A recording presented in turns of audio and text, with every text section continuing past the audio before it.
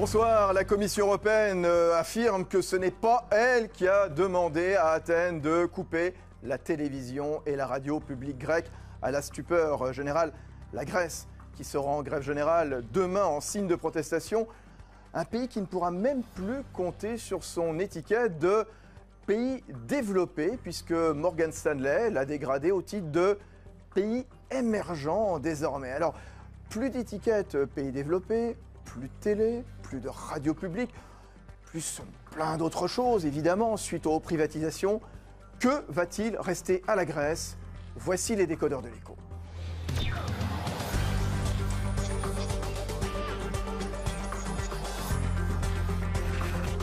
L'écho s'éclaire sur BFM Business. Fabrice Lundy reçoit les décodeurs de l'écho.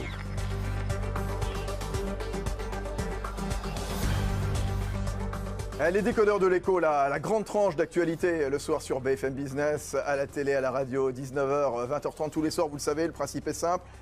On pose des questions sur le grand sujet de l'actualité du jour. On essaie d'y répondre. Je vais vous présenter nos décodeurs de l'écho dans un instant.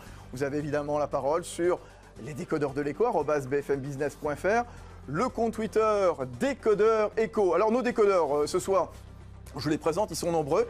Il y a des représentants de la Grèce, bien entendu. Il va nous rejoindre dans quelques secondes puisqu'il vient d'arriver. C'est Kostas Botopoulos, le président de l'autorité des marchés grecs. Il y a Olivier Lecomte, professeur de finance à Centrale Paris.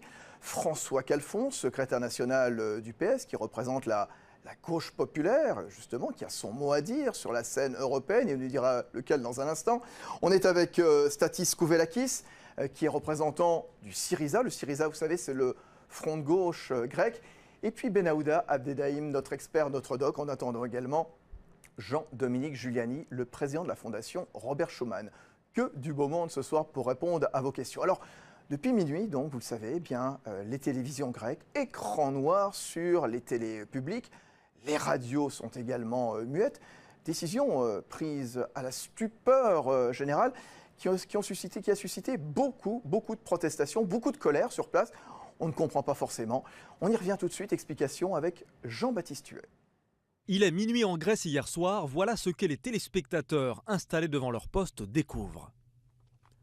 Un écran noir, 5 chaînes de télévision, 7 stations de radio nationales, 19 régionales viennent par décret de stopper leur diffusion.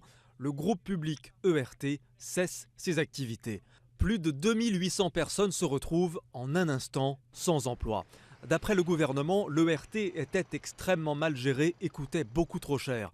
En Grèce, plus que jamais, c'est la course aux économies. Or, le coût de l'ERT avoisinerait les 300 millions d'euros par an pour l'État. Dans la rue, c'est la stupeur avec les premières manifestations. Ce matin, le pays s'est réveillé avec la gueule de bois. Les réactions internationales n'ont pas tardé. La Commission européenne dément être derrière la fermeture de la télévision, tout comme l'Allemagne. En France, la ministre de la Culture, Aurélie Filippetti, évoque un symbole tragique. Olympia Tsipras est la correspondante à Paris de l'agence de presse grecque Anna. Elle a commencé sa carrière chez ERT.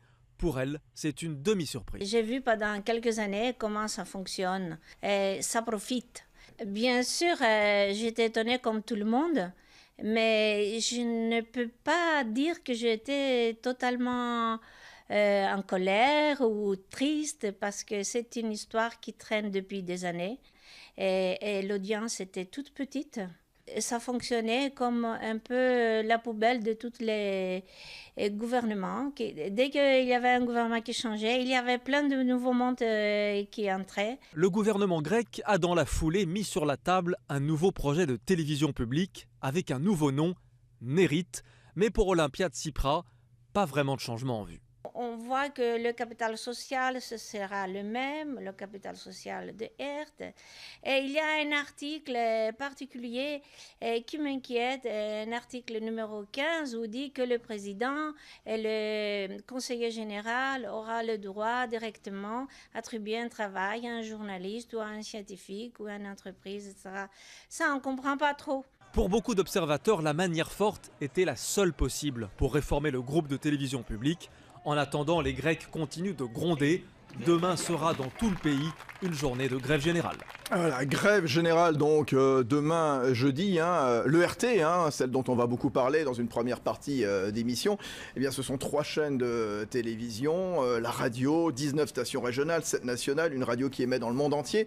Presque 2700 salariés, dont 680 journalistes et 200 musiciens ou chanteurs. Donc, écran noir, radio muette. Olivier Lecomte, on va rentrer dans le détail dans un instant, mais pour planter le décor en quelque sorte, qu'est-ce que ça traduit à vos yeux? Quelle signification ça a comme ça, en plein, voilà, cette décision inopinée de couper justement les émetteurs? Oui, ça faisait longtemps qu'on n'avait pas entendu parler de la Grèce, et là voilà qu'il fait un comeback finalement extrêmement brillant. Ça n'est pas d'ailleurs sans rappeler ce qui s'était produit lorsque Papandréou avait annoncé qu'il allait soumettre un référendum juste au lendemain d'un des sommets. Donc comme ça, d'un seul coup, il y a une dramatisation, voilà, une tension, une dramatisation dont on peut imaginer quand même qu'elle a des fins tactiques, et je dirais aussi bien en interne que vis-à-vis de l'extérieur. Vis-à-vis de l'extérieur, c'est la coïncidence des dates qui peut nous faire penser ça, puisqu'on est justement au moment où le FMI, la Troïka, est en train d'examiner les degrés d'avancement des réformes, etc. Et le fait que cette mesure soit prise, c'est à la fois une espèce de provocation en disant, vous voyez, on est capable de faire des choses, et en même temps, c'est tellement puissant et brutal que ça peut, justement, ça pourrait faire reculer, j'allais dire, la Troïka, en disant, oui, mais n'allez peut-être pas si vite. C'est aussi une manière de trouver finalement des boucs émissaires assez aisés, puisque ça peut être interprété comme une mesure qu'aurait demandé la Commission. Exactement, qu'aurait exigé la Troïka. A bien dit aujourd'hui, ce n'est pas nous, on entendra tout à l'heure Olly Rehn. Bien sûr, mais il se trouve que c'est précisément en ce moment que les auditeurs de la Commission sont là. Donc, disons que si vous voulez, le rapport de causalité, même s'il n'existe pas, peut être apparent. Et puis, il y a aussi évidemment un aspect tactique interne, c'est-à-dire que les réformes sont difficiles. On l'a entendu d'ailleurs dans le petit reportage que vous avez passé.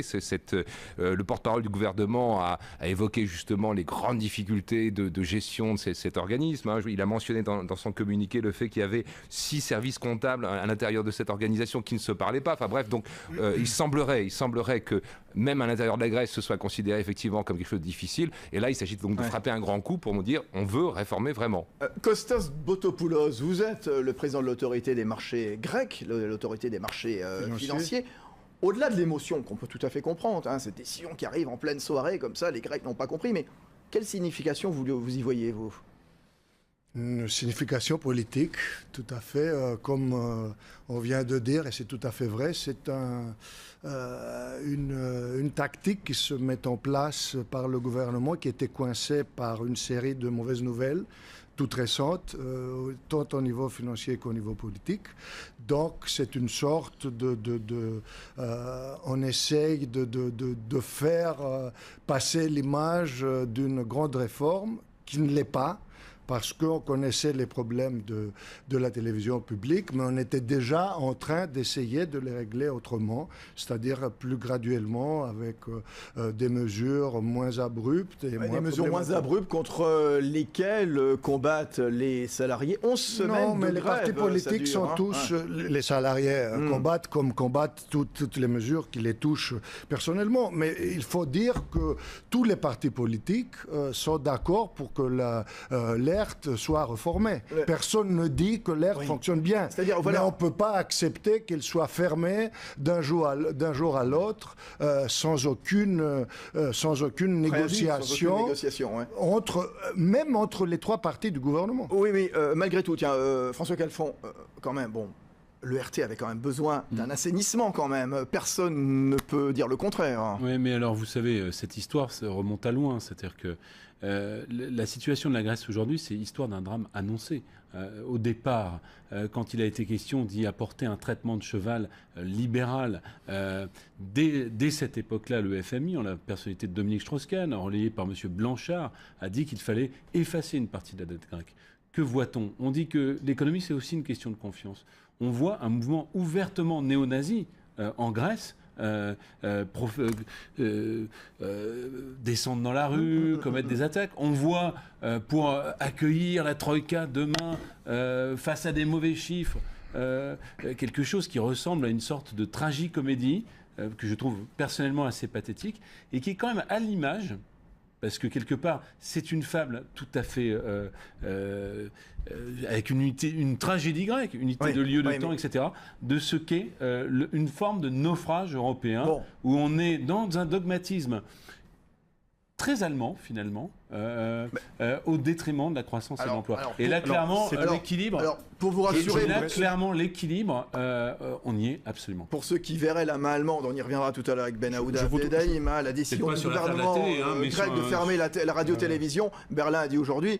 C'est une décision du gouvernement grec. Ce sont des conséquences de leur décision de long terme. Oui, Stathis Kouvelakis, vous le représentant de Syriza, je vais être un peu provoque. Bon, pour être clair, est-ce que c'est vraiment une perte d'avoir fermé l'ERT ? On a tout ce qu'on entend depuis 24 heures. Ce n'est pas une perte. Ce n'est pas une perte, cher monsieur. C'est un désastre. Il y a trop de salariés. Ils ne sont peut-être pas forcément les meilleurs, qui coûtent très cher. Voilà, laissez-moi dire deux choses. Assurément, la situation de la télévision publique grecque n'était pas idéale. Et ce sont les gouvernements et les forces politiques qui ont alterné au pouvoir en Grèce pendant toute la dernière période qui en sont largement responsables. Donc ça me fait quand même doucement rigoler d'entendre un gouvernement dirigé par la Nouvelle Démocratie qui a été au pouvoir pendant plusieurs années, pendant la décennie 2000, auquel participe le PASOK, parti qui a été la plupart du temps au pouvoir depuis les débuts des années 80, se plaindre de cette décision de fermer la télé. Constater qu'il y a des problèmes de clientélisme et de mauvaise gestion dans la télévision publique. Bon, d'une part. D'autre part, il faut savoir que le paysage audiovisuel grec, et la Grèce n'est pas la seule dans ce domaine, est un paysage sinistré, dans lequel des grands groupes privés, des grands groupes de télévision privés, qui contrôlent aussi une bonne part de la presse écrite, qui sont dirigés par des entrepreneurs qui font l'essentiel de leur business avec l'État. C'est ce qu'on appelle le système grec de la diaplotie, c'est-à-dire de l'interconnexion justement entre des intérêts privés et l'élite politique et l'élite médiatique, bien entendu, qui contrôlent les grosses chaînes, Mega Channel, Antenna et d'autres, qui vont bien entendu profiter de cette décision. Et il faut dire que malgré le contrôle politique que les gouvernements exerçaient sur l'ERT, c'était un espace de relative liberté de parole, de relatif pluralisme et de relative qualité culturelle. Il y a tout ce que vous avez mentionné au début. Il y a bien sûr l'orchestre, il y a les radios régionales, il y a une richesse des salariés de l'ERT qui, pour une très grande partie, font un travail tout à fait exemplaire et de qualité face à un paysage public audiovisuel privé qui est de plus en plus berlusconien et complètement partial.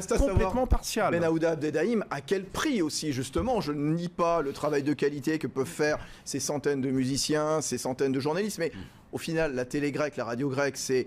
la télé grecque, moins de 10% d'audience nationale. Et qu'entend-on? On entendait tout à l'heure la journaliste grecque, le petit surnom donné à l'ERT, c'est « ça profite ». Elle parlait de poubelle du gouvernement. On parle d'absence de transparence, de dépenses somptuaires, de clientélisme, de mauvaise gestion, de lourdeur étatique. C'était pas le moment de faire un peu le ménage, Ben Aouda? Quand on veut tuer son chien, on dit qu'il a la rage aussi, hein. Ben Aouda Abdeldaïm. Ce qui serait déjà pas mal, c'est d'avoir les comptes audités de ce groupe. On sait que via la facture d'électricité, c'est 300 millions d'euros, parce que la redevance est payée par la facture d'électricité. C'est déjà un premier point. Un deuxième point, voilà, c'est l'état des effectifs, qui est payé combien, etc. Un certain nombre de critères qui sont totalement absents. Et ça, on ne le sait pas, ça. Pour l'instant, si quelqu'un les a vus, je veux bien qu'il me les transmette et qu'il les transmette à nos téléspectateurs. Et deuxième point, il y a effectivement, ça va au-delà de l'audiovisuel public. L'audiovisuel privé, ça fait des années que là, le FMI et l'Union européenne demandent que ces groupes privés payent une licence qui se fait partout ailleurs, et que finalement, année après année, on n'en entend pas parler. Donc c'est vraiment audiovisuel public, privé, même combat. Ouais. Jean-Dominique Giuliani avec nous, le président de la fondation Robert Schuman. Séisme depuis moins de 24 heures maintenant sur la scène européenne. On s'attendait à une telle décision du gouvernement grec, du gouvernement de M. Samaras? N'exagérons rien. Vous voulez, on est ému, submergé d'émotions parce que le service public grec est coupé. Vous l'êtes submergé d'émotions? Pas du tout. Ah bon, d'accord, c'est bien ce qui me semble. Parce que j'essaie d'expliquer pourquoi on en est arrivé là. Je regrette cette situation. J'aimais bien cette chaîne par rapport aux autres pour confirmer ce que vous dites. Mais c'était d'ailleurs plus la chaîne des touristes et des étrangers, n'est-ce pas, que la chaîne des Grecs. Ils ont c'est pas vrai, c'est absolument pas vrai. Net était la chaîne de qualité de référence en Grèce, sans parler des télérégionales. Alors, Jean-Dominique Giuliani, allez-y. Laissez-moi terminer. Et donc, je pense qu'il faut qu'on essaie de savoir comment on en est arrivé là. On en est arrivé là parce que c'est une décision du gouvernement que n'a pas exigé ni la Troïka ni l'Union européenne. Il faut quand même le rappeler aussi parce qu'on entend le contraire. Et deuxièmement, un gouvernement qui doit mettre en ordre une fonction publique pléthorique qui ne fonctionne pas, quels que soient les problèmes sociaux, il faut qu'on en parle aussi. Hein. Mais par exemple, il y a une loi qui a été votée par le Parlement grec, ce que vous critiquez, le 29 avril, qui dit qu'il faut mettre 4000 fonctionnaires à la porte d'ici la fin de l'année, dont 2000 qui ont été sanctionnés sur le plan disciplinaire ou condamnés pour corruption. D'accord ? Donc, moi, je veux bien qu'on soit tous choqués. Je suis choqué quand un signal radio, télévision d'accord ? Mais il faut aussi voir dans quelle situation... Laissez-moi terminer. Oui, mais d'accord, mais... Non, Jean-Dominique, je vais parce que j'ai contre-vérité, vous dites que la fonction publique est pléthorique en Grèce. C'est faux, il y a moins de fonctionnaires en Grèce. Non, attendez, je voudrais... Non, simplement... Non, François Calfon. Non, vous allez répondre. Et là, on perd du temps. Stop. Jean-Dominique Giuliani, allez-y, vous avez 30 secondes. L'État grec, c'est connu, ne fonctionne pas. Les impôts ne sont pas perçus. L'évasion fiscale continue. D'accord ? Et malgré tout ça, il y a un gouvernement d'union, d'ailleurs, de coalition, qui essaie de mettre un peu d'ordre. Il est en train de se fissurer, puisqu'on a vu que le PASOK prenait ses distances par rapport à des décisions de fermer la télévision, et puis l'autre partie, la gauche radicale. Deux choses. Alors, François Calfon, secrétaire la télévision va être ouverte. On a bien entendu l'argument. François Calfon. Deux choses. Et ça me surprend que le président d'une fondation européenne ait cette approche. Le projet politique européen, c'est le projet du plus jamais sain, c'est le projet de la démocratie. Pourquoi pas par le marché, ça se discute, c'est très bien. Et à quel prix ? Qui a s'il paye ? Alors François Calfon. Donc je peux terminer quand même. 200 milliards. C'est le projet d'un pot commun qu'il y ait eu au moment de l'adhésion de la Grèce à l'Europe, à l'euro. Un certain nombre de dirigeants européens, on pourra en faire leur procès, qui ont fermé les yeux sur les dysfonctionnements que vous dénoncez maintenant. C'est une réalité. Maintenant, de voir quelqu'un qui est censé dans une fondation comme ça, portant l'idée européenne, avoir une approche exclusivement disciplinaire, comme si nous étions dans une classe et qu'il fallait sanctionner les élèves, ça me paraît... Non mais je vais jusqu'au bout. C'est important quand même. Si on bien évidemment que c'est important, mais pour corruption, on les dégage, non ? J'en discutais avec Olivier Lecomte, il y a un certain nombre de choses qui ont été faites par les différents gouvernements grecs et qui vise à son redressement. Est-ce que maintenant on va demander aux Grecs de ne plus être Grecs en 2 jours et d'être aux normes, au cordeau des principes de gestion du Mittelstand allemand ou du Luxembourg des Pays-Bas? Mais c'est une fable que de croire ça. Mais parce qu'on voit bien qu'il y a un fossé culturel en Europe, entre l'Europe du Nord qui souhaiterait que les choses fonctionnent avec une banque centrale et des réformes de structure sans politique de croissance, et de l'autre, et c'est très étonnant, enfin, c'est assez typique. Alors chacun aura la parole dans 3 minutes, on va laisser passer. On va leur donner un carton rouge. Mais à ce moment-là, allez au bout de votre logique. On laisse passer sortons-les de l'euro, sortons-les de l'Europe. Mais ce n'est pas cette Europe-là que nous voulons. Les décodeurs reprennent dans un instant. À tout de suite. Qui paye pour qu'il reste ? BFM Business, numéro 1 sur l'économie.